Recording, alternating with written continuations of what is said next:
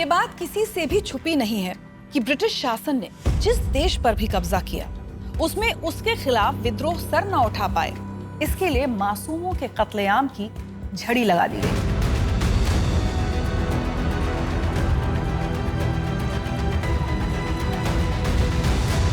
इंसानियत को हमेशा अंग्रेजों ने जूते के तले मसल कर रखा, जो उनकी क्रूर मानसिकता को दर्शाता है।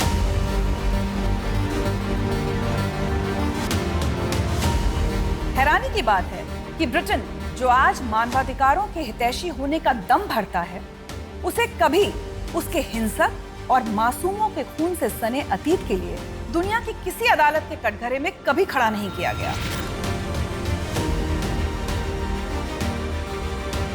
अंडमान द्वीप समूह के पोर्ट ब्लेयर में कुख्यात सेल्युलर जेल इसी बर्बर मानसिकता का जीता जागता उदाहरण है।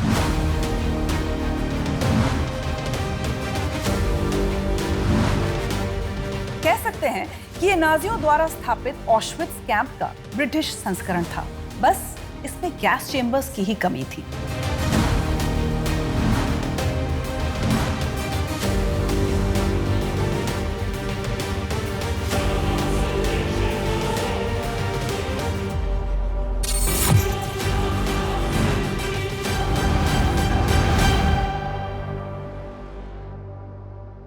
इस सेल्युलर जेल में, जिसे काला पानी भी कहा जाता था, ब्रिटिश राज के दौरान भारतीय स्वतंत्रता सेनानियों पर किए गए जुल्मों की डरावनी हकीकत छिपी है।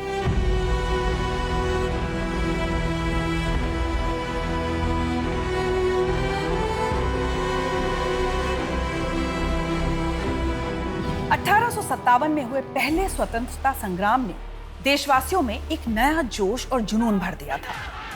चारों ओर आजादी हमारा हक है, इंकलाब जिंदाबाद और वंदे मातरम जैसे नारे गूंज रहे थे।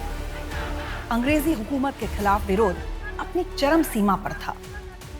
ऐसे में जो भी ब्रिटिश गवर्नमेंट के खिलाफ बोलता या कोई भी ऐसा काम करता जो अंग्रेजों को रास नहीं आता, उसे कैदी बनाकर भारत की सरजमी से हजारों मील दूर, समंदर से चारों तरफ घिरे हुए अंडमान निकोबार के वाइपर आइलैंड भेज दिया जाता।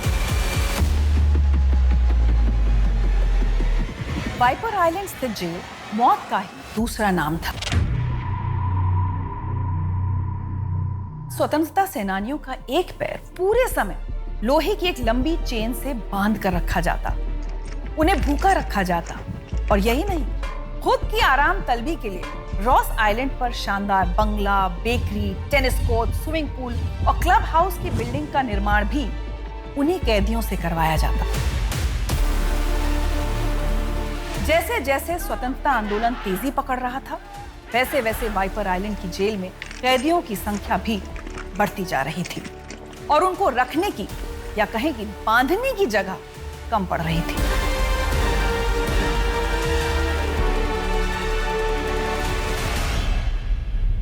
जिसका डिजाइन साइंस और माइथोलॉजी का एक मिला-जुला रूप है और मुख्य रूप से दो थ्योरीज से मिलकर बना है। पहली, स्पोक्स ऑफ द व्हील। ऊपर से देखने पर साइकिल या गाड़ी के पहिए जैसे दिखने वाले इस डिजाइन के पीछे का मकसद था कि अगर कोई कैदी जेल से भागना भी चाहे तो वो कंफ्यूज हो जाए कि उसे किस दिशा में जाना है। दूसरी, पेनोप्टिकन थ्योरी। ग्रीक माइथोलॉजी में आर्गस पेनोपेटस नाम का एक चरित्र है जिसके शरीर पर 100 आंखें थी। उसी तर्ज पर जेल के बीच एक ऐसा टावर नुमा ढांचा खड़ा होगा जहां से गार्ड्स एक साथ कई कैदियों पर नजर रख सकेंगे, 100 आंखों की तरह।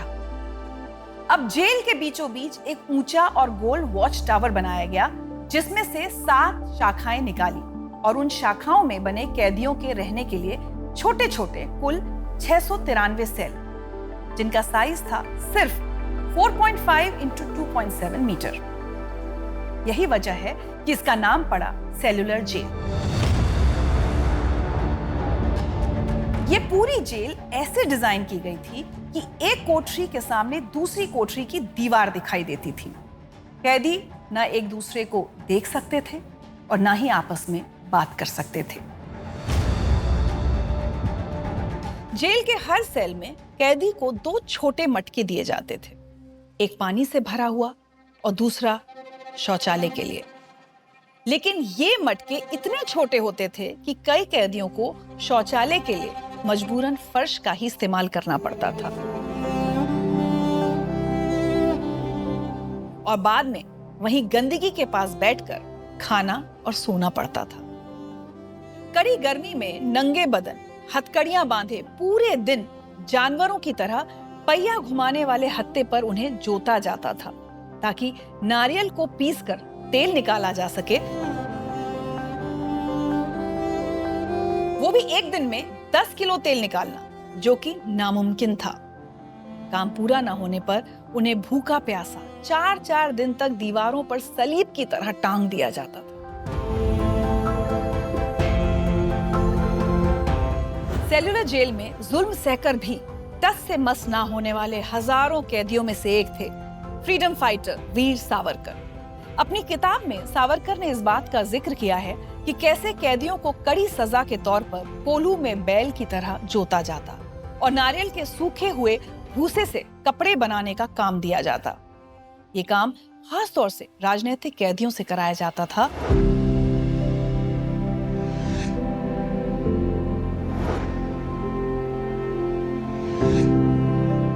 क्योंकि अंग्रेज चाहते थे कि लकड़ी के हथौड़े से नारियल को पीटते हुए कैदियों को ऐसा महसूस हो जैसे कि वो नारियल नहीं बल्कि अपने आजादी के सपने को तोड़ रहे हैं।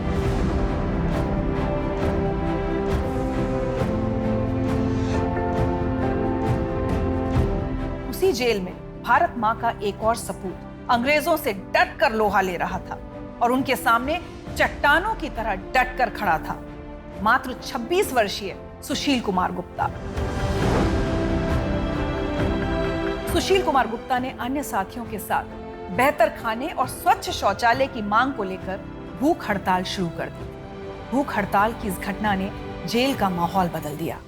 जेल में भी आजादी के नारे गूंजने लगे और एक नए आंदोलन की भूमिका बंधने लगी। जो जेल हौसले पस्त करने के लिए बनाई गई थी, उसमें भी आजादी के परवानों ने अपनी मांगों को लेकर आवाज बुलंद करनी शुरू कर दी। ये बात अंग्रेजों को नागवार गुजरी। सिपाहियों ने उन्हें बुरी तरह मारा पीटा, जबरदस्ती खाने के लिए मजबूर किया, लेकिन स्वतंत्रता सेनानी भूख हड़ताल खत्म करने को राजी नहीं हुए। तब ब्रिटिश सरकार ने उनकी नाक में जबरदस्ती रबर ट्यूब डालकर तरल पदार्थ पेट में पहुंचाया। इस जोर जबरदस्ती में उनके फेफड़ों में पानी भर गया और इलाज के अभाव में कई स्वतंत्रता सेनानियों जैसे महावीर सिंह, मोहन किशोर नामदास, मोहित मोइत्रा की दर्दनाक मौत हो गई।